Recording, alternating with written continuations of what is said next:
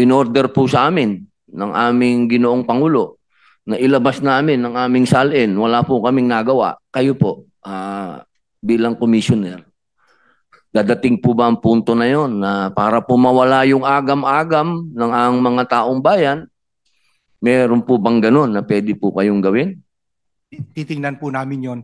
Meron pong 16,500 na kawani. Para wala na po yung mga tanong na ilan ang kotse mo, ilan ang ano mo, mga ganyan, ilan ang bahay mo, ilan asawa mo, yung mga ganun po. Magagawa po namin yan sa BIR.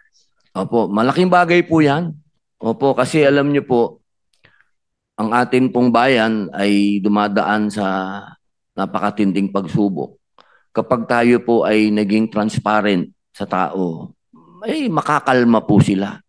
Sa panahon po kasi ngayon, talagang ang tao po sa totoo lang po, ang dami ko pong pinuntahan ng mga pagpupulong. Ang gusto po ng karamihang grupo ay wag nang magbayad ng tax. Civil disobedience po ang nais nila.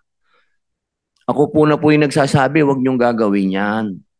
Dahil hindi naman po lahat ng tao sa gobyerno ay may kapalpakan.